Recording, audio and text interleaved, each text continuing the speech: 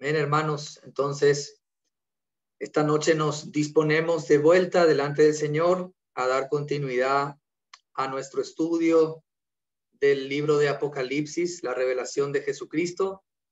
Y antes de poder considerar su palabra, vamos a orar, vamos a pedirle al Señor que Él nos pueda ayudar, nos pueda hablar. Es muy importante siempre pedirle al Señor que Él pueda preparar nuestros corazones para recibir su palabra.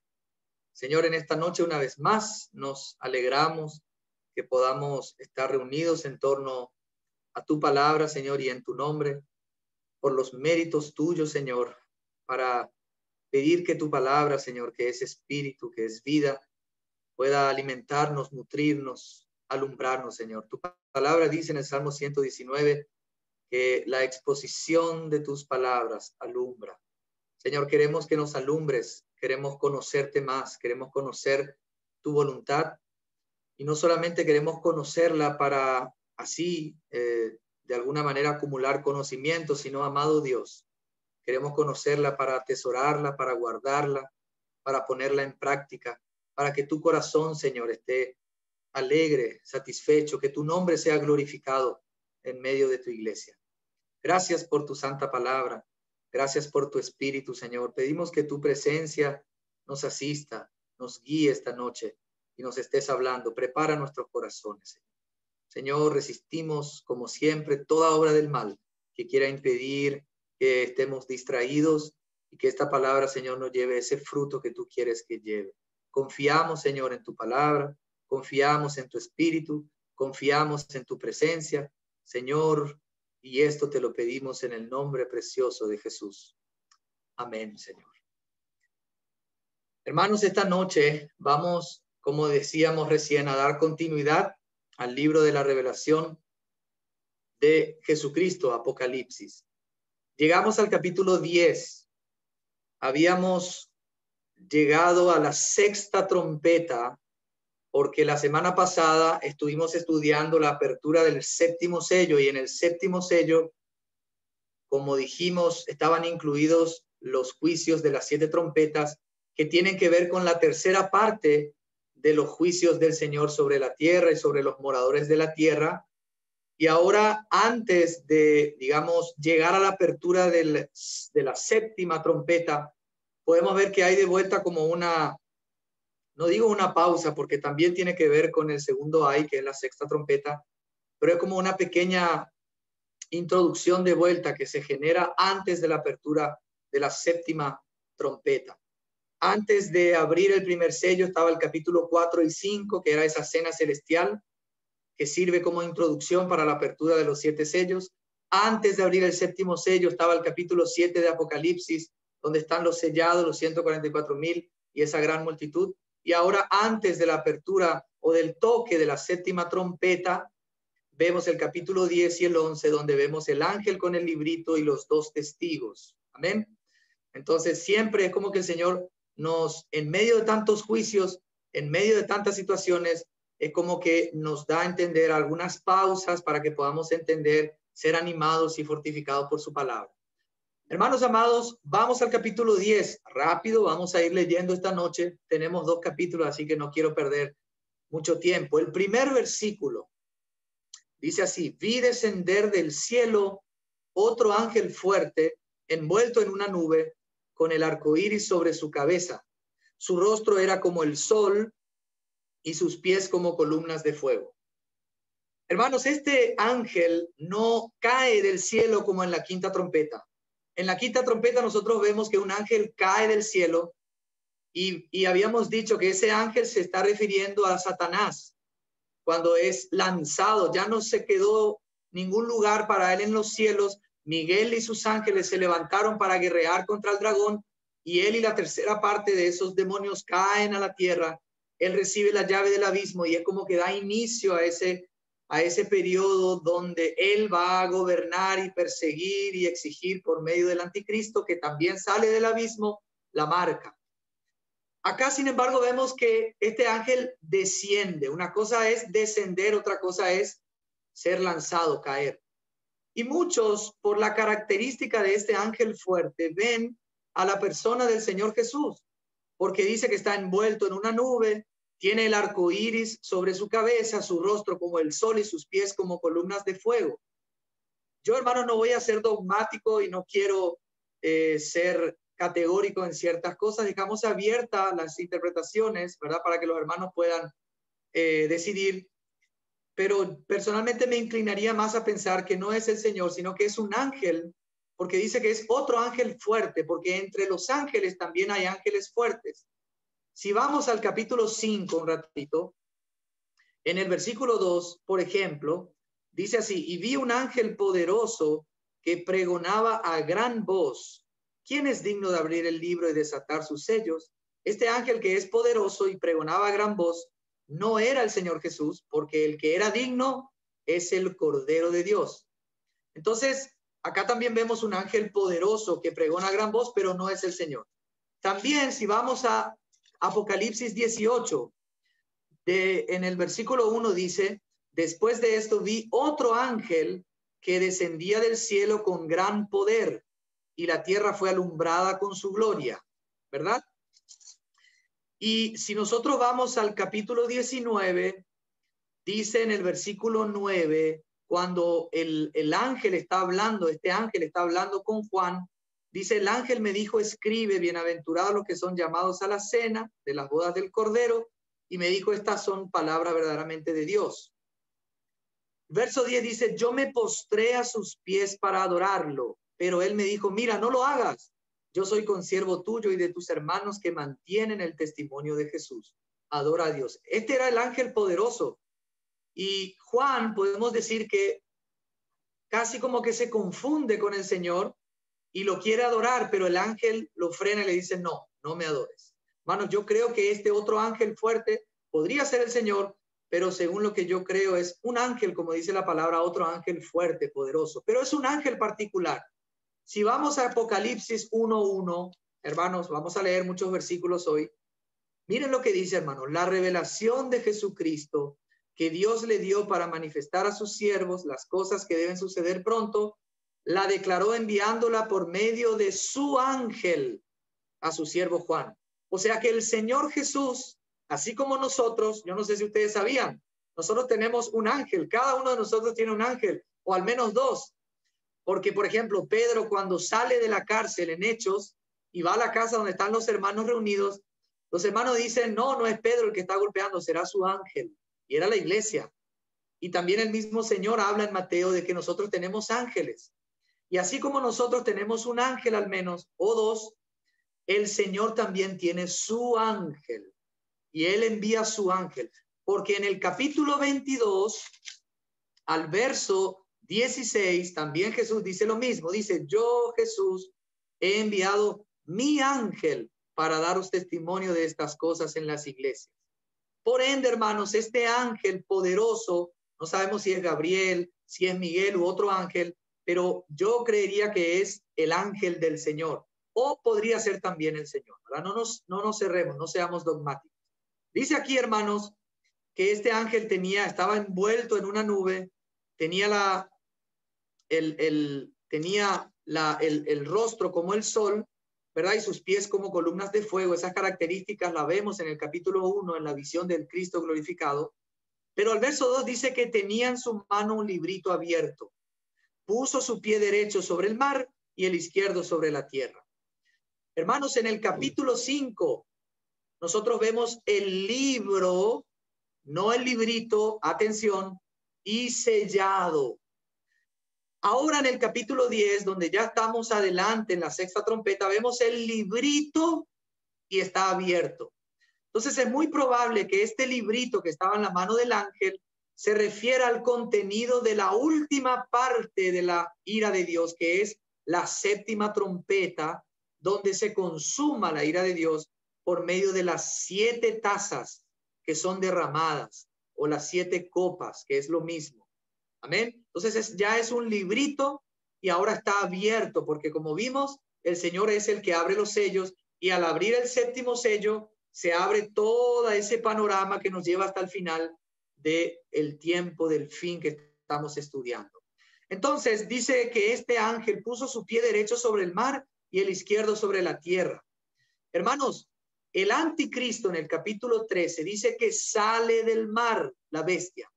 Y el falso profeta dice que sale de la tierra. Y este ángel pone su pie sobre el mar y sobre la tierra, como diciendo, vengo a tomar posesión de lo que es mío y vengo a sujetar inclusive al anticristo y al falso profeta, que han establecido un nuevo orden que no es según la voluntad de Dios, que no es según la palabra de Dios. Y por ende es como que viene el ángel a tomar posesión de lo que le pertenece. Si es Jesús, obviamente a él le corresponde, él es el dueño de todo. O si es su ángel, él envía a su ángel para dar a entender que él está enviando a su ángel para dar a entender que él va a tomar posesión de todas las cosas, inclusive del anticristo y también del falso profeta.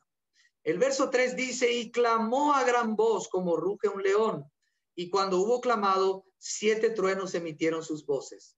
Este clamor de este ángel es como el rugir de un león.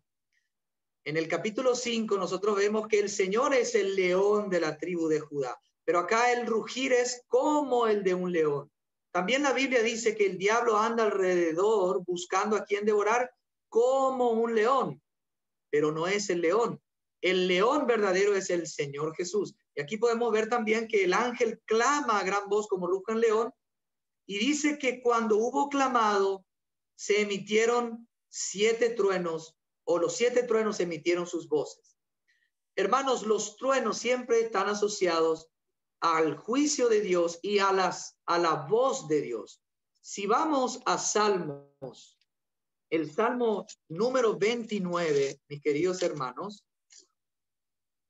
vamos a leer ahí el versículo 2, el versículo 3, dice así: voz de Jehová sobre las aguas, truena el Dios de gloria, Jehová sobre las muchas aguas. Voz de Jehová sobre las aguas, truena el Dios de gloria, Jehová sobre las muchas aguas. O sea que los truenos están siempre asociados a la voz de Jehová como juicio. Si ustedes van a Juan capítulo 12, cuando el Señor Jesús está por morir y anuncia su muerte, en el versículo 28, en la tierra, Jesús dice lo siguiente: Padre, glorifica tu nombre. Entonces vino una voz del cielo: lo he glorificado y lo glorificaré otra vez. Esa voz era la voz del Padre. Lo he glorificado y lo glorificaré otra vez. Verso 29. Y la multitud que estaba allí y había oído la voz decía que había sido un trueno. Y otros decían, un ángel le ha hablado. Entonces ahí vemos, hermanos, que la voz de Dios es como un trueno. Y esa voz de Dios, si está multiplicada por 7, significa que es una voz que va a juzgar, pero de manera completa. O sea, los juicios de Dios se dejan escuchar a través de estos 7 truenos y esta voz que se escucha en los cielos. Al verso 4, volvamos a Apocalipsis 10, dice así: cuando los 7 truenos hubieron emitido sus voces, yo iba a escribir, pero oí una voz del cielo que me decía: sella las cosas que los 7 truenos han dicho y no las escribas. Hermanos, Juan es un escritor. Juan, cuando él está teniendo esta visión, el Señor o el ángel le dicen: escribe al ángel, escribe a las iglesias, escribe esto, escribe aquello. O sea que Juan está escribiendo lo que ve, lo que escucha. Y en este momento, cuando él escucha la emisión de los truenos y las voces y lo que se dijo, él está por escribir, pero una voz del cielo le dice: no, esto no vas a escribir, Juan, esto lo vas a sellar y no vas a escribir las cosas que los 7 truenos han dicho. O sea, hermanos, hay un principio en la palabra de Dios que nos muestra, por ejemplo, en Deuteronomio 29 dice que las cosas secretas son de Dios, le pertenecen a Dios, y las cosas reveladas son para nosotros, para nuestros hijos, para que las cumplamos. O sea que hay cosas de Dios que Dios se las reserva para él, e inclusive, como en este caso vemos, que Dios a veces, hermanos, revela ciertas cosas a algunos de sus siervos, como Juan. Juan pudo oír lo que estos truenos dijeron, iba a escribir, pero Dios es como le dijo: no, Juan, esto es solamente para vos. Hermanos, si nosotros tenemos un corazón como el de Juan, si nosotros tenemos un deseo ferviente de escuchar la voz de Dios, como dice su palabra, pedid y se os dará, buscad y hallaréis, llamad y se os abrirá. Si estamos sedientos de su palabra, entonces, hermanos, yo creo que el Señor nos va a conceder la gracia de poder hablarnos y mostrarnos ciertas cosas que capaz a otros no se las va a mostrar.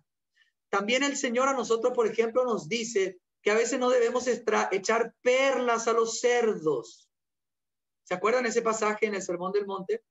Y ustedes piensan que el Señor va a desperdiciar esas perlas de su palabra con hijos suyos que no tienen el interés de valorar su palabra para cumplirla, valorar su palabra para llevarla a cumplimiento. Hermanos amados, que la iglesia y que cada uno de nosotros podamos tener ese deseo, esa hambre de poder escuchar la voz de Dios y de poder atesorar su palabra en nuestros corazones. El apóstol Pablo también tuvo una experiencia en la segunda carta de Corintios, al capítulo 12. Él dice que fue arrebatado al tercer cielo. Y en el verso 4, él cuando fue arrebatado, Pablo dice, yo no sé si con el cuerpo o sin el cuerpo.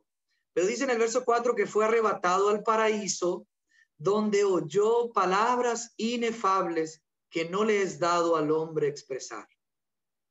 Palabras inefables significa palabras indecibles, indescriptibles, inexplicables, palabras que no puede un lenguaje humano expresar. Esas son las palabras que el apóstol Pablo, cuando fue arrebatado al tercer cielo, oyó. Y a él se le concedió ese privilegio, hermano. ¿Por qué? Porque Pablo, como Juan y como otros siervos de Dios a lo largo de la historia, aún de la iglesia, tenían un corazón sediento y único y exclusivo para su Dios, para su Padre.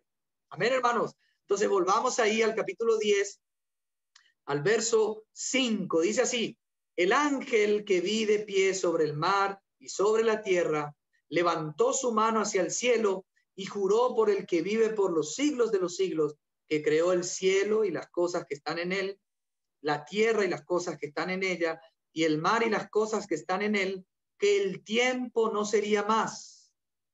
Vemos a este ángel que levanta la mano hacia el cielo y jura por aquel que creó todo. ¿Y cuál es el juramento que hace este ángel? Esta escena es una escena similar a la que se verifica en Daniel al capítulo 12, donde un hombre que tenía apariencia de hombre, vestido de lino, también levanta sus manos y jura. Y el juramento tiene que ver con el tiempo no sería más. Que también, hermanos, se podría traducir como que ya no habría más demora, como que el plazo se ha cumplido. Ya el tiempo no sería más, significa ya no va a haber más demora. Ustedes se acuerdan la semana pasada que orábamos, veíamos la oración o las oraciones de los santos que oraban en favor de la justicia de Dios y del reino de Dios y de que Él pudiese hasta inclusive vengar la sangre de los mártires. Y es como que en el quinto sello se le dice a estos santos que estaban clamando que descansaran todavía un poco de tiempo porque otros tenían que morir como ellos. Pero aquí el juramento del ángel dice ya no sería más. Es como que da a entender, ahora llegó el tiempo, porque la séptima trompeta, hermanos, es como que concluye los juicios de Dios, porque la séptima trompeta, les recuerdo de vuelta, incluye las 7 copas de la ira que son la consumación de la ira de Dios, el final. O sea, ya no hay más demora, ya no hay más plazo, ya no hay más tolerancia, ya llegó el tiempo de la ira de Dios. Verso 7 dice que el tiempo no sería más, sino que en los días de la voz del séptimo ángel, cuando él comience a tocar la trompeta, el misterio de Dios se consumará, como él lo anunció a sus siervos los profetas. Hermanos, les llamo la atención sobre la palabra en los días de la voz del séptimo ángel. Cuando él comience a tocar la trompeta. O sea, da a entender, hermanos, que este toque de trompeta va a durar varios días. O sea, que la trompeta séptima, cuando empiece a ser tocada,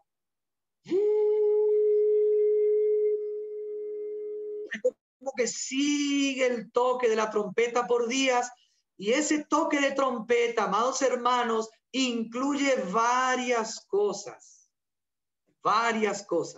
porque en ese toque están incluidas las 7 copas y otras cosas que vamos a ver. Incluso está incluida la segunda venida del Señor, el juicio a los muertos, el galardón a los santos, a los profetas, y aún otras cosas que vamos a estudiar al final del capítulo 11. O sea que en los días de la voz del séptimo ángel, cuando él comience, ahí ya no va a haber más tiempo para volver atrás, ya no va a haber más plazo para la ira del Señor. Ha llegado el día, el momento.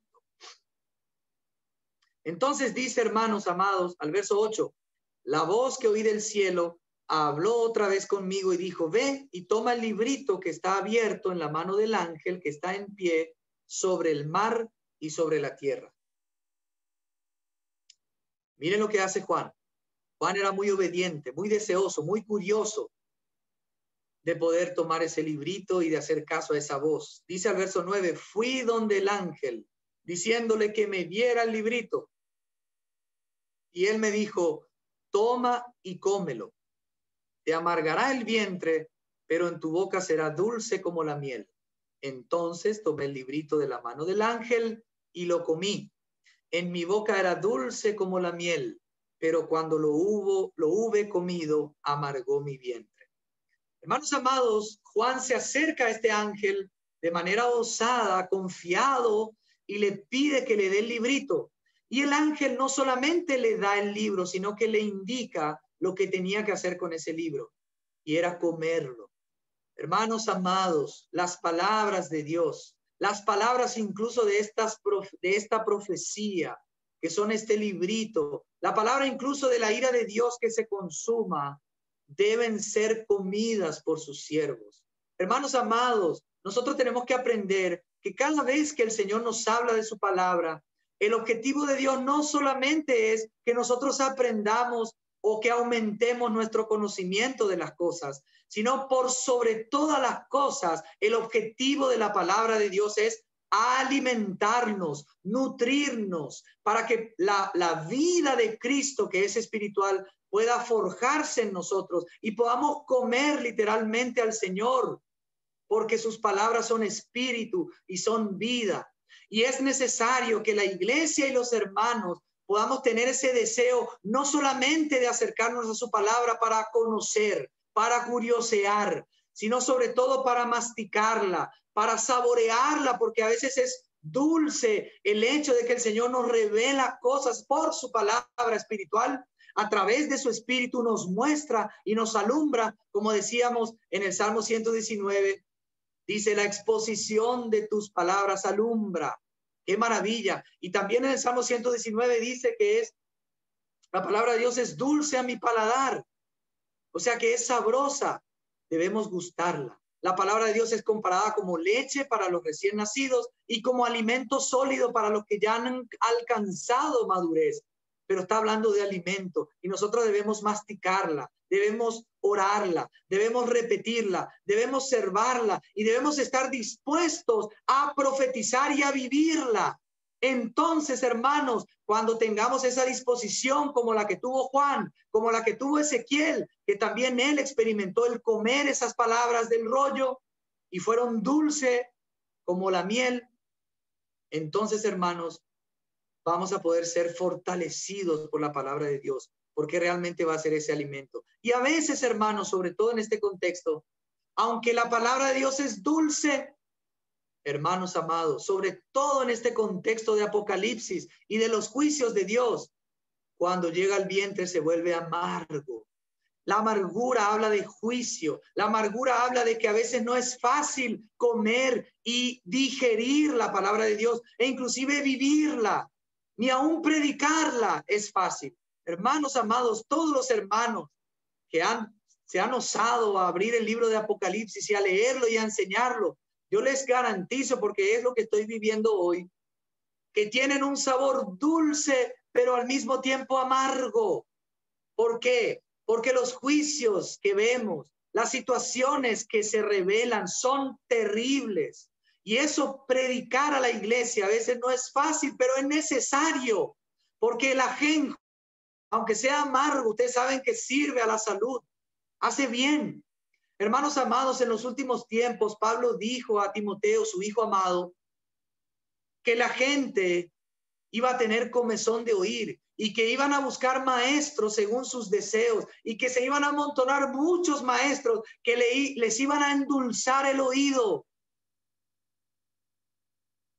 Pero tú sigue la sana doctrina, y la sana doctrina y todo el consejo de Dios a veces incluye palabras amargas, difíciles de digerir, difíciles de predicar, pero que son necesarias para que la iglesia pueda tener una vida preparada, velando, esperando su venida.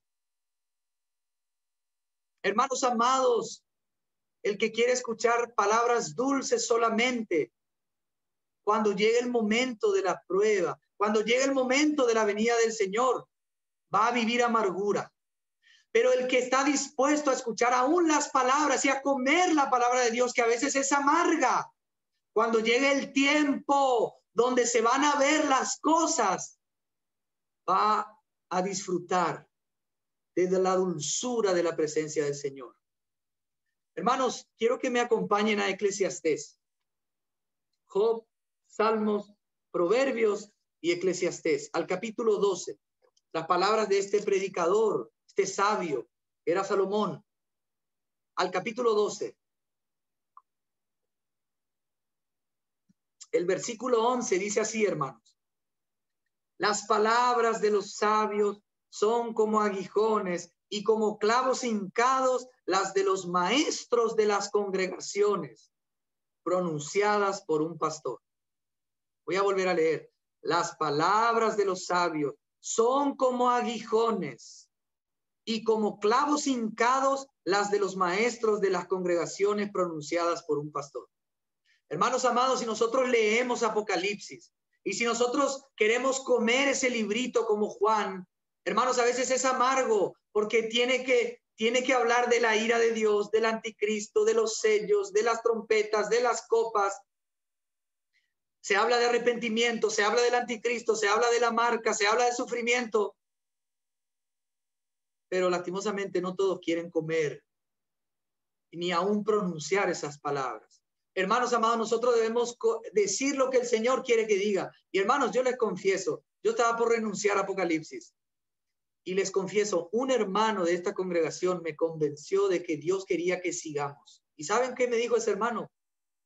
Sí, hermano, yo sé quién no quiere que estudiemos Apocalipsis. Satanás.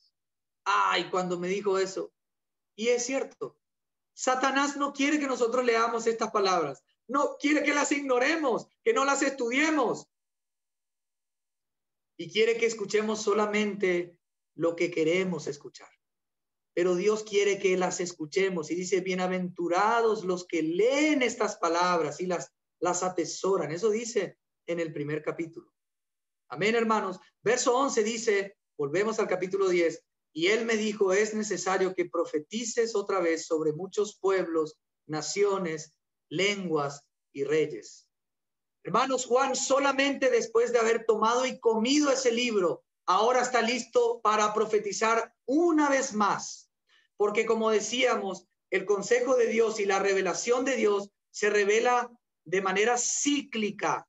Es como que el Señor va diciendo una cosa y va repitiendo, pero la repite con mayor detalles y a medida que va avanzando hacia el final, de manera cíclica se van descubriendo mayores detalles y se van agregando cosas. O sea que hasta este punto ya llegamos prácticamente a la séptima trompeta, pero ahora Juan debe profetizar otra vez y hablar de cosas que ya se dijo, pero con mayor detalles. Amén, hermanos. Y una de las cosas es el capítulo 12. El capítulo 11, perdón. Vamos al capítulo 11. Aleluya. Gloria al Señor, confiados en su espíritu. Dice el verso 1, entonces me fue dada una caña semejante a una vara de medir, y se me dijo, levántate y mide el templo de Dios y el altar y a los que adoran en él. Hermanos, estamos en el contexto del segundo ay, la sexta trompeta, y a Juan se le dice que se levante, se le da una caña de medir. La caña de medir, hermanos, tenía como objetivo, cuando Dios medía o mandaba medir algo en los profetas, daba a entender que eso que él medía era de su propiedad y que lo iba a proteger, o en otras ocasiones medía para juzgar. Entonces aquí nosotros vemos que a Juan se le pide que mida el templo y el altar y los que adoran en él. Este pasaje, hermanos, nos demuestra que en el tiempo del fin, el templo tiene que ser reconstruido de vuelta. El tercer templo en Israel tiene que ser reconstruido otra vez, porque es ahí donde el anticristo se va a sentar a la mitad de los últimos 7 años, que algunos dicen que ya estamos adentro, pero Daniel dice que confirmará el pacto por una semana más, y esa semana es una semana de 7 años, y a la mitad de la semana, o sea, después de 3 años y medio, él va a quitar el sacrificio continuo. Se va a sentar en el templo, como dice en 2 Tesalonicenses capítulo 2, haciéndose pasar por Dios y exigiendo ser adorado como Dios. Entonces el templo tiene que ser reconstruido. Hermanos amados de mi alma, acá dice en el versículo 2 que el patio que está fuera del templo, déjalo aparte y no lo midas, porque ha sido entregado a los gentiles. Y ellos hollarán la ciudad santa 42 meses. Esos 42 meses donde los gentiles van a pisotear de vuelta la ciudad santa son los últimos 3 años y medio de la última semana de 7 años. O sea que cuando llegue ese tiempo, la ciudad santa va a sufrir persecución y va a ser la ira de Dios sobre este pueblo, porque la ira de Dios principalmente va a ser sobre su pueblo en Israel, esa hora de prueba, también sobre todos los moradores de la tierra, pero principalmente sobre su pueblo que lo abandonó. Y el Señor dice que al final todo Israel será salvo, pero comienza con este hollar de los gentiles por 42 meses. Entonces el templo tiene que ser reconstruido, dice que tiene que ser medido el templo y el altar, probablemente el lugar santísimo y el lugar santo, o el altar donde estaba en el atrio interior, no en el patio que fue entregado a los gentiles, que estaba separado por un muro pequeño donde los gentiles ya no podían ingresar. Había también otro patio para las mujeres. El templo, hermano, es un gran templo, es una gran edificación. Y eso debemos entenderlo. Miren, hermanos, lo que dice en Lucas capítulo 21. 42 meses van a hollar la ciudad. Por 42 meses. Vamos a Lucas capítulo 21. Ese es el tiempo del anticristo. Ese es el tiempo donde Dios va a juzgar a su pueblo principalmente. Lucas 21, 23 dice, pero hay de las que estén encinta y de las que críen en aquel, porque habrá gran calamidad en la tierra, o sea, la gran tribulación es para toda la tierra, e ira sobre este pueblo, que es el pueblo de Dios, los judíos. 24, caerán a filo de espada y serán llevados cautivos a todas las naciones, y Jerusalén será pisoteada por los gentiles hasta que los tiempos de los gentiles se cumplan. Esos tiempos que se van a cumplir de los gentiles son 42 meses, como dice acá, que van a hollar la ciudad al final por los últimos 3 años y medio. Vamos a Daniel capítulo 8. Daniel capítulo 8, desde el versículo 13, dice así la palabra. Entonces oí hablar a un santo, y otro de los santos preguntó a aquel que hablaba, ¿hasta cuándo durará la visión del sacrificio continuo, la prevaricación asoladora, ese es el anticristo, y la entrega del santuario y el ejército para ser pisoteados? O sea que se le va a entregar a los gentiles esa parte del templo y ellos van a hollar la ciudad por 42 meses. ¿Hasta cuándo? Dice. Y él dijo, versículo 14, hasta 2300 tardes y mañanas. Luego el santuario será purificado. O sea que la visión del sacrificio continuo, de la prevaricación asoladora y el entregar al ejército para ser pisoteada la ciudad santa por mano del anticristo y de los gentiles, va a durar 2300 tardes y mañana. Hermanos, una tarde y una mañana corresponde a un día, porque en Génesis dice que el primer día se refiere a una tarde y una mañana. Después, otra tarde y una mañana, segundo día. Mañana y tarde, tercer día. Entonces son 2300 días. Hermanos amados, yo estuve haciendo algunos calculitos y yo les digo, ojalá que no les maree demasiado con los números. Pero la última semana va a durar exactamente 2.520 días. ¿Por qué? Porque la mitad de la semana dice 1.260. Por 2 es 2.520. Hermanos, el sacrificio continuo tiene que ser retomado. Todavía hoy el sacrificio continuo no fue restablecido en Israel. Ya está todo listo. Ya inclusive han consagrado el altar ahí en Jerusalén, pero aún no se han ofrecido los holocaustos de la mañana y de la tarde. Cuando eso se comience, desde que se comienza el sacrificio continuo, después sigue la prevaricación desoladora, sigue el entregar la ciudad para que sea hollada por 42 meses, va a durar 2.300 días. ¿Qué significa? Que si decimos que 7 años son 2.520 días, le restamos 2.300 días, quedan 220 días, o sea, 7 meses y medio. Eso significa que cuando comience la última semana de 7 años, muy probablemente van a pasar 6, 7 meses para que se pueda retomar el sacrificio continuo aún antes de que se construya el templo, y ese sacrificio continuo, amados hermanos, va a durar hasta 2.300 días, que es al final de la última semana.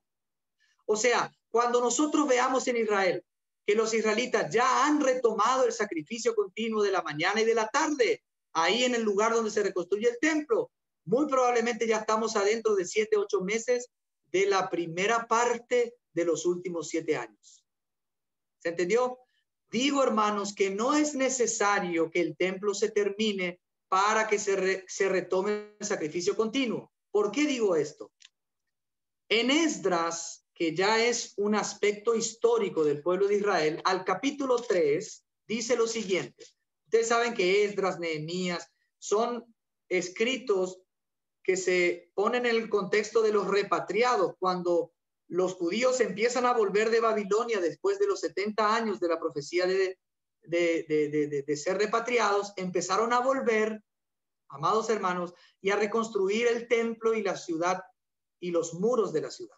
Entonces, en el capítulo 3, al versículo 1, miren lo que dice. Cuando llegó el 7º mes y ya establecidos los hijos de Israel en las ciudades, se congregó el pueblo como un solo hombre en Jerusalén. Ya establecido, o sea, ya habían vuelto de Babilonia.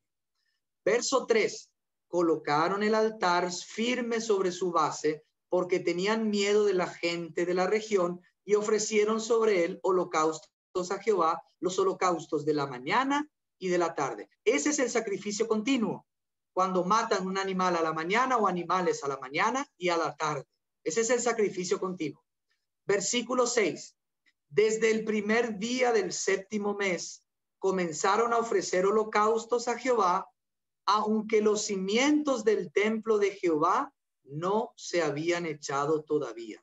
O sea, cuando se reconstruye el segundo templo, ellos primero restablecieron el sacrificio continuo, consagrando el altar, y después echaron los cimientos y construyeron el templo en Jerusalén. ¿Se entiende entonces?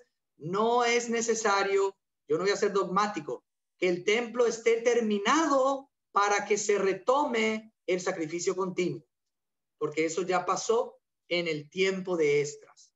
Ahora, hermanos, yo estaba observando el arquitecto, inclusive tengo el nombre, que es muy probable el que tiene los planos de la reconstrucción del templo. Y a él le hacen una entrevista y él dice, ya está todo listo, ya tengo el proyecto. Lo único que estoy esperando es que nuestro Dios lo autorice, que nuestros gobernadores o las Naciones Unidas lo autoricen y que la municipalidad en Jerusalén nos autorice. Y cuando llega esa autorización le preguntaron, ¿cuánto tiempo vas a tardar en construirlo? ¿Saben lo que él respondió? Tengo esa entrevista, se la puedo mandar. 3 años. Él dijo, en 3 años el templo va a estar terminado. Entonces síganme. Si comienza la última semana, después de 7 meses se retoma el sacrificio continuo y el templo se termina después de 3 años, estamos prácticamente a los 3 años y medio, donde el templo se termina de reconstruir y la inauguración de ese templo muy probablemente ¿La va a inaugurar quién? El anticristo, que se va a sentar en el templo proclamándose como Dios, y los judíos van a pensar que él es el Mesías. Y nosotros debemos estar atentos porque ellos están esperando al Mesías, pero ese no es el Mesías. Acuérdense que el primer sello está cabalgando un jinete en un caballo blanco, pero ese no es Jesús. Ese es el anticristo que engaña, trae una falsa paz, hace alianzas, engaña, y a él se le va a entregar el reino, y las Naciones Unidas van a ofrecerle a él todo el dominio, porque él va a ser admirado por todos. Y eso va a suceder con el templo. Amén, hermanos. 42 meses. Volvamos a Apocalipsis 11, verso 3. Miren lo que va a suceder en esos 3 años y medio. Y ordenaré a mis 2 testigos que profeticen por 1260 días, vestidos con ropas ásperas. Hermanos, en medio de la ira de Dios, en medio de la gran tribulación, el Señor va a levantar 2 testigos que son los ungidos de Dios, llenos del Espíritu Santo, que están delante del Dios de la tierra, como dice en Zacarías. No vamos a tener tiempo para leerlo. Y ellos están vestidos con ropas ásperas. Cuando uno se viste de ropas ásperas, en la época, o bíblicamente hablando, sobre todo para los judíos, ¿qué representa eso? El cilicio, el sufrimiento, representa arrepentimiento. Estos 2 testigos van a predicar arrepentimiento y van a predicar el evangelio del reino, porque en Mateo 24 Jesús dice que este evangelio del reino va a ser predicado por todo el mundo y entonces vendrá el fin. Entonces, en medio de la ira de Dios, Dios va a dar 2 testigos suyos para que prediquen arrepentimiento. Y hermanos amados, muchos van a escuchar el evangelio en medio de la gran tribulación gracias a estos 2 testigos del Señor. Por eso, hermanos, cuando predicamos el evangelio, debemos predicar el arrepentimiento. No solamente predicar que Dios, hacerle repetir una oración sin que la persona se arrepienta y vea la necesidad de abandonar sus pecados, porque la ira de Dios viene desde el cielo a la tierra por los pecados del hombre. Lo que hoy estamos viviendo en la tierra es culpa del hombre, no es culpa de Dios. Porque Dios está buscando que el hombre se arrepienta, y aunque su iglesia se arrepienta y se prepare y vele y esté con un corazón listo para lo que se viene, deseando y acumulando aceite en este tiempo de preparación. Verso 4 dice, estos 2 testigos son los 2 olivos, los 2 candelabros que están de pie delante del Dios de la tierra. Los 2 olivos, habla de aceite, candelabros, habla de alumbrar. O sea, personas llenas del Espíritu Santo. Hermano, necesitamos el poder del Espíritu que se derrame en la iglesia y en los hermanos, y que su presencia pueda acompañarnos, sobre todo en estos tiempos. Esto van a ser así. Dice, si alguno, verso 5, quiere dañarlos, sale fuego de la boca de ellos y devora a sus enemigos. Y si alguno quiere hacerles daño, debe morir de la misma manera. Muchos van a querer matarlos. Van a querer hacer explotarlos con bomba, y la bomba se le va a explotar en la mano. Muchos van a querer dispararlos y a ellos se les va a disparar. Muchos van a agarrar espada y van a morir de espada, porque Dios los va a proteger. Hermanos, el testimonio de estos 2 testigos va a ser impresionante, terrible.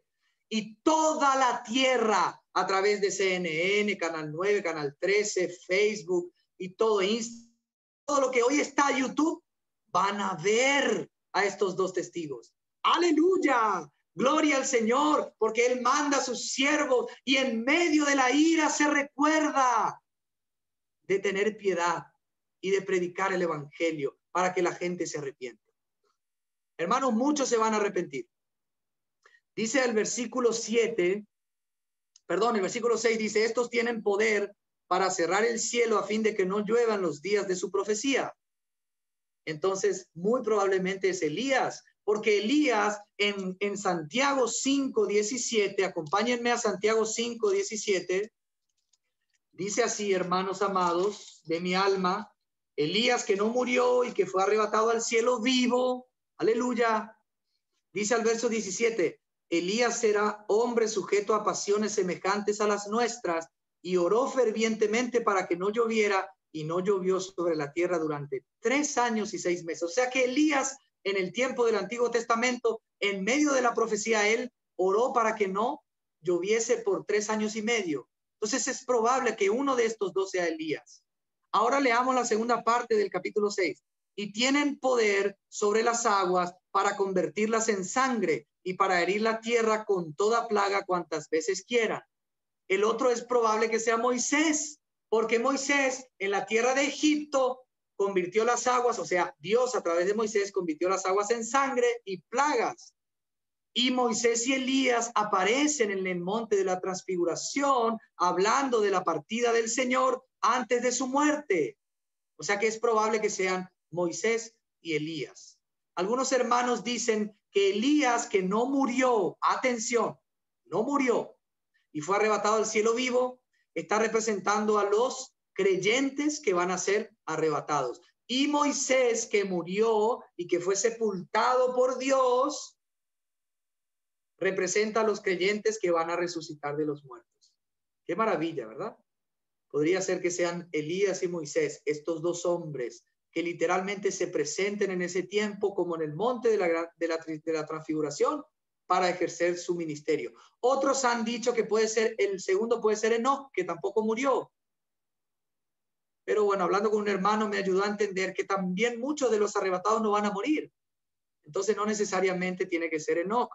Otros dicen que es Zorobabel y Josué. No vamos a discutir quiénes son. Yo creo principalmente que son Elías y Moisés. Hermanos amados, el verso 7 dice, cuando hayan acabado su testimonio, la bestia que sube del abismo hará guerra contra ellos, los vencerá y los matará. O sea que al anticristo, cuando ellos terminen, porque no lo van a poder matar antes, van a querer, pero al anticristo se le va a permitir vencerlos y matarlos al final de su testimonio. O sea, tienen que llevar a cabo ese trabajo que tienen de parte de Dios. Verso 8 dice, sus cadáveres estarán en la plaza de la gran ciudad, que en sentido espiritual se llama Sodoma y Egipto, donde también nuestro Señor fue crucificado, es Jerusalén. En sentido espiritual, Sodoma y Egipto por la perversión, por la idolatría, por la enemistad contra Dios del pueblo santo que rechazó a Dios, y entonces en sentido espiritual es como Sodoma y Egipto, pero es Jerusalén. Y dice que van a quedar ahí, hermanos, no dar sepultura, o sea, van a mostrar como un trofeo los cadáveres de estos hombres, porque estos hombres, como dice más adelante, por medio de las profecías, por medio de la predicación del evangelio, por medio de todas esas plagas han sido un tormento, serán un tormento para los habitantes de toda la tierra. 9, gentes de todo pueblo, tribu, lengua y nación verán sus cadáveres por 3 días y medio y no permitirán que sean sepultados. 10, los habitantes de la tierra se regocijarán sobre ellos, se alegrarán y se enviarán regalos unos a otros porque estos dos profetas habían atormentado a los habitantes de la tierra. Otra vez, hermanos, esta palabra, los moradores de la tierra, los habitantes de la tierra. O sea, las personas que están en este mundo y que aman este mundo, no los que son extranjeros y peregrinos en este mundo, los sellados de Dios, los santos, la iglesia que está en el mundo pero no es de este mundo y que está llamada a no amar al mundo, ni a conformarse al mundo, ni a la corriente, ni a las cosas de este mundo. Dice entonces ellos, los habitantes de la tierra que pecan, van a alegrarse por la muerte de estos dos profetas. 11. Pero después de 3 días y medio el espíritu de vida enviado por Dios entró en ellos. Ese espíritu de vida es el Espíritu Santo, el Espíritu de Cristo, el Espíritu vivificante. ¡Oh, aleluya! Jesús es el Espíritu que da vida. Él puede dar vida a los muertos. Él puede sanar a los enfermos. Él puede dar milagros. Ese es el Espíritu de vida que hoy mora en nosotros. ¡Aleluya! Gloria al Señor por su Espíritu que da vida. Y ese es el Espíritu que va a entrar en estos y va a hacerlos resucitar de los muertos delante de todo el mundo. Hermanos amados, y dice, cayó gran temor sobre los que los vieron. Se pusieron sobre sus pies, resucitaron en vivo, aleluya. El Señor dejó 3 días y medio que sus siervos amados profetas estuviesen tendidos en la tierra y preparó el escenario para que toda la tierra esté ahí atenta para ver con sus propios ojos la resurrección literal de estos hombres de Dios. Pero también no solamente resucitan, Verso 12 dice, entonces oyeron una gran voz del cielo que les decía, subid acá. Y subieron al cielo en una nube y los vieron sus enemigos. Aleluya. Todos los enemigos que son los habitantes de la tierra, la bestia, el falso profeta, los espíritus malignos, lo van a ver. Y miren cuál va a ser, hermanos, la reacción de Dios. 13, en aquella hora hubo un gran terremoto y la 10ª parte de la ciudad se derrumbó. Muy probablemente este terremoto va a ser local, ahí en la ciudad de Jerusalén. Por el terremoto murieron 7,000 hombres. Los demás se aterrorizaron, hermanos amados, y dieron gloria al Dios del cielo. Se aterrorizaron y dieron gloria. O sea que acá probablemente el efecto de la profecía de estos hombres que son Moisés y Elías empieza a producir ese temor y ese terror de este Dios santo que existe, y probablemente su pueblo en ese momento empieza a arrepentirse y a creer y aceptar al Mesías que viene en las nubes. Y se cumple lo que dice Romanos 11. Amén, hermanos. Entonces leamos el versículo 14. El segundo ay pasó. Hermanos, he aquí el tercer ay viene pronto. O sea que la 6ª trompeta acá termina. Quiere decir que la 6ª trompeta, que es el segundo ay, incluye al ángel con el librito, y a los 2 testigos. Y ahora vamos a leer la 7ª trompeta. Vamos a leer estos últimos 8 minutos que tenemos para leerlo. Dice, el 7º ángel tocó la trompeta y hubo grandes voces en el cielo que decían, los reinos del mundo, aleluya, gloria a Dios, han venido a ser de nuestro Señor y de su Cristo, y Él reinará por los siglos de los siglos. Hermanos, en la 7ª trompeta, ya la consumación de la ira de Dios llega a su fin. Y la venida del Señor es una realidad. Y en ese momento los reinos del mundo, de este mundo, porque el Salmos 2, Dios le dice a su hijo, pídeme y te daré por herencia a las naciones. Y el Señor le da los reinos de este mundo, porque Él es el dueño. Él es el que pone el pie derecho sobre el mar y el pie izquierdo sobre la tierra. Puede ser que sea el Señor, ese ángel, o puede ser que haya enviado a su ángel para dar a entender que Él está viniendo para establecer su reino en la tierra en la 7ª trompeta. Aleluya. Dice al 16, los 24 ancianos que estaban sentados en sus tronos delante de Dios, se postraron sobre sus rostros y adoraron a Dios. Hermanos, estos 24 ancianos evidentemente saben adorar. Cuando escuchan algo, se postran, no aguantan, se rinden a los pies de Cristo. Aleluya. ¿Será que nosotros hacemos eso?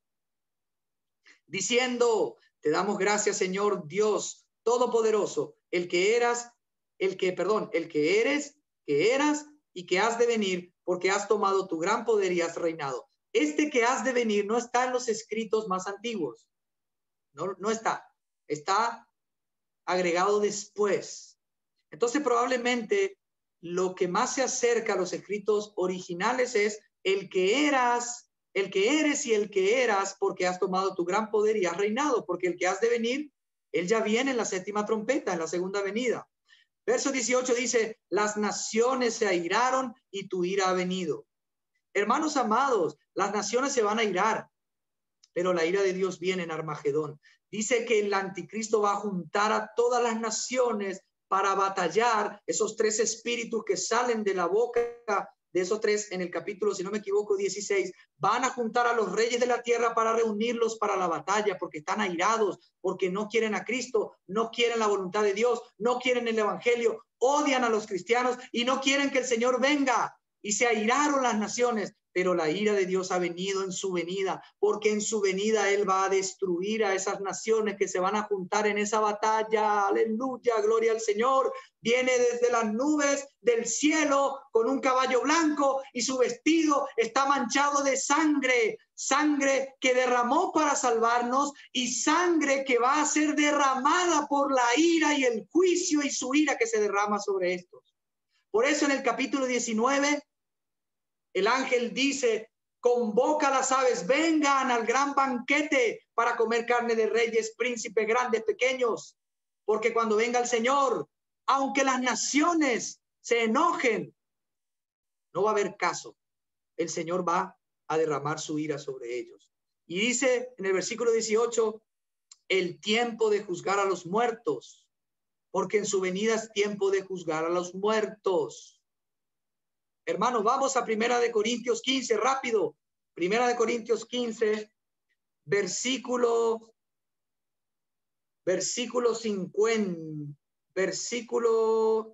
51.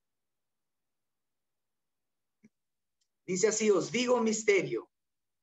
No todos moriremos, pero todos seremos transformados en un momento, en un abrir y cerrar de ojos, a la final trompeta.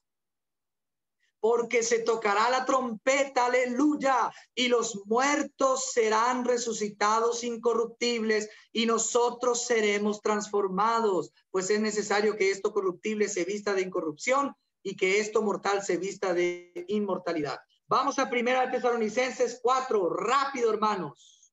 Primera Tesalonicenses capítulo 4.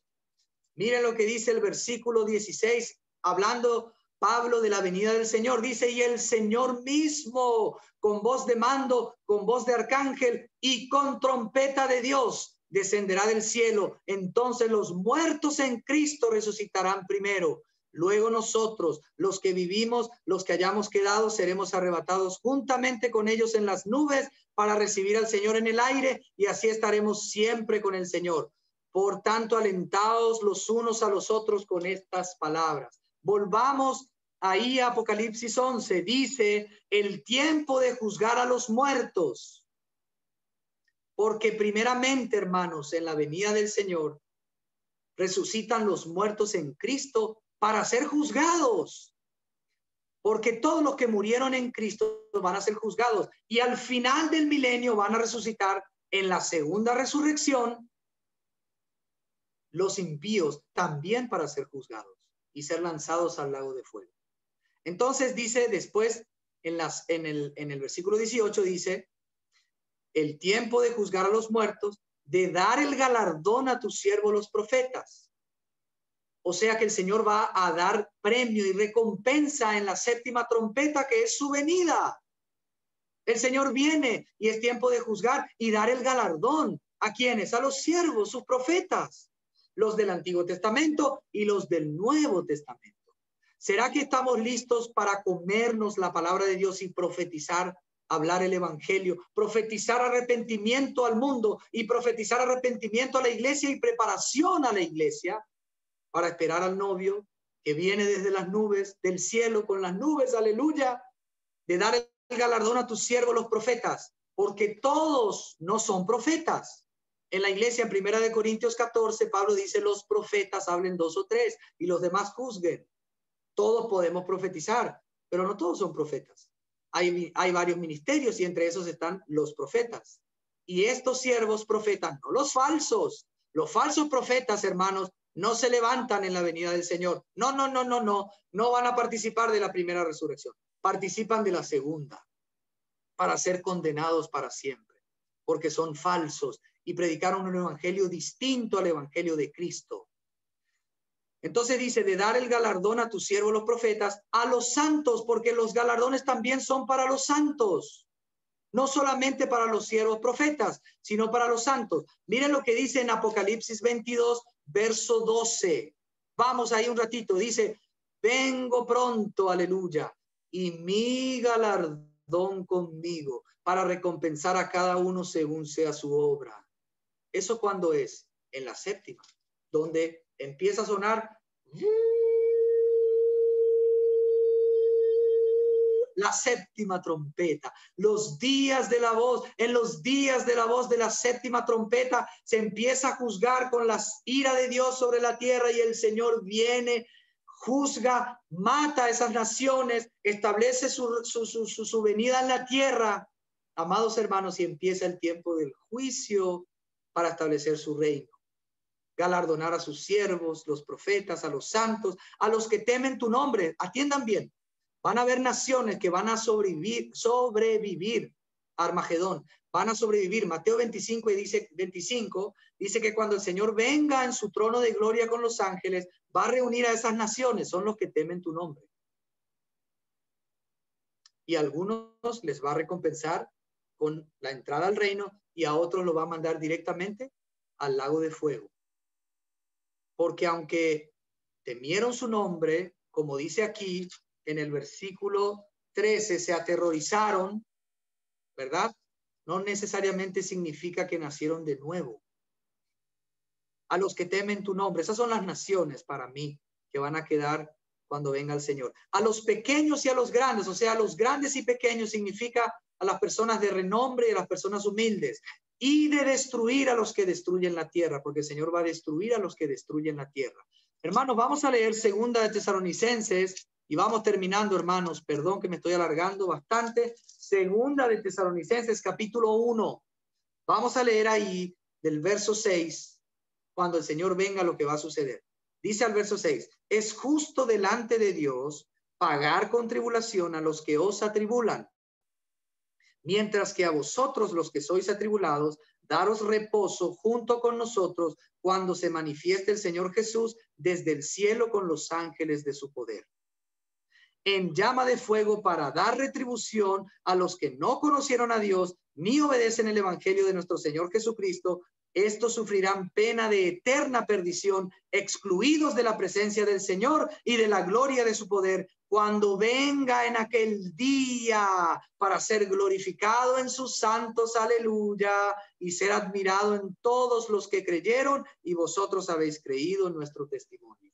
O sea que la retribución para aquellos que nos han atribulado es en la venida del Señor, que es muy probablemente en la séptima trompeta, como estamos viendo acá, hermanos. Verso 19 dice así, el templo de Dios fue abierto en el cielo y el arca de su pacto se dejó ver en el templo. O sea, los cielos se abrieron, el arca del pacto que representa a la persona de Cristo se deja ver en los cielos y dice así, hermanos, hubo relámpagos, voces, truenos, un terremoto y granizo grande. Hermanos, estas frases finales, que hubo relámpagos, voces, truenos, un terremoto y granizo grande, son la séptima taza. Vamos a leer. Miren, hermanos, en el capítulo 16 es exactamente la séptima taza, porque la séptima trompeta va a sonar por días. O sea que incluye hasta el final de la séptima taza. Miren lo que dice el capítulo 16 al verso 17. El séptimo ángel derramó su copa por el aire y salió una gran voz del santuario del cielo desde el trono que decía, ya está hecho. Entonces hubo, atención, relámpagos, voces, truenos y un gran temblor de la tierra, un terremoto tan grande cual no lo hubo jamás desde que los hombres existen sobre la tierra. Falta granizo, que decía en la séptima trompeta. 19. La gran ciudad se dividió en 3 partes y las ciudades de las naciones cayeron. La gran Babilonia vino en memoria delante de Dios para darle el cáliz del vino del ardor de su ira. 20. Toda isla huyó y los montes ya no fueron hallados. Del cielo cayó sobre los hombres un enorme granizo como del peso de un talento, más de 30 kilos. Y los hombres blasfemaron contra Dios por la plaga del granizo, porque su plaga fue sumamente grande. O sea que exactamente se describe la séptima taza en el versículo 19 al final de la séptima trompeta. ¿Eso qué significa? Que la séptima trompeta abarca las 7 tazas de la ira, que se consuma la ira de Dios para cuando el Señor viene sobre la tierra. Viene a la tierra en su segunda venida. Así que, hermanos, hemos terminado hasta aquí y yo creo, hermanos, que la palabra de hoy nos debe incitar a que podamos comer, estar listos para tomar esas palabras de Dios y comerlas, digerirlas, masticarlas, y aunque son dulces a nuestro paladar como la miel cuando descubrimos ciertas verdades, si se vuelven amargas porque son a veces amargas para hablarlas, para predicarlas, pero son necesarias, debemos pronunciarlas. No podemos profetizar si no estamos con el Señor. No podemos profetizar si no buscamos intimidad con el Señor. Debemos, hermanos amados, hermanos de mi alma, por favor, pasemos tiempo a solas con el Señor. Es tiempo de conocer a Dios. Cuando el Señor venga, le va a decir a las 5 vírgenes insensatas, no os conozco.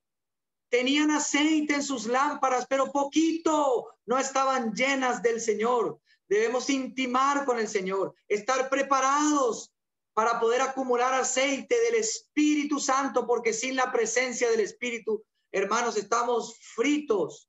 Que Dios nos libre de nosotros y nos llene, nos sature para poder llevar a cabo lo que Él quiere que llevemos a cabo, para que oremos según la voluntad de Dios y traigamos ese reino que yo tanto deseo. Tanto deseo ver al Señor, tanto deseo volar a las nubes para encontrarlo y besarlo y amarlo y vivir y estar siempre con Él. Hermanos, aunque vengan tiempos difíciles, aunque vengan juicios, Dios nos va a proteger y Dios está quitando de en medio lo que tiene que ser quitado para que Él venga.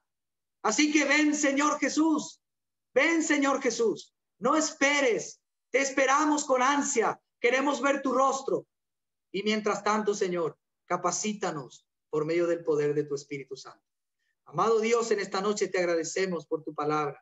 Amado Dios, te agradecemos porque tú nos hablas por tu palabra. Tu palabra es la que convierte nuestra alma. Tu palabra es la que hace de nosotros que seamos transformados de gloria en gloria. Tu palabra, Señor, es la que nos santifica, Señor. Amamos tu palabra, Señor. Honramos tu palabra, Señor. Y prepara nuestros corazones para que juntos como hermanos podamos estar dispuestos no solamente a oírla, sino a comerla, a tomarla, a masticarla, a vivirla, a experimentarla, Señor, para que estemos dispuestos a profetizar a todas las naciones y que cuando vayamos al supermercado hablemos de ti. Cuando encontremos a una persona que no te conoce, le profeticemos de lo que se viene para que se arrepienta antes de que venga ese tiempo donde ya no va a poder arrepentirse más.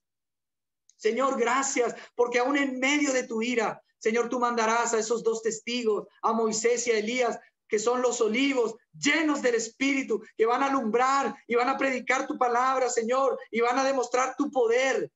Gracias, Señor, porque aún en medio de tu ira, Señor, tú eres realmente misericordioso. Te amamos, te bendecimos porque nos has salvado, nos has librado de tu ira. Y hoy, Señor, nos espera vivir una vida santa, llena de paz y gozo, y aún experimentar tu protección en medio de situaciones difíciles. Señor, guárdanos de nosotros mismos y ayúdanos, Señor, a honrarte por medio de tu palabra. En el nombre de Jesús. Amén.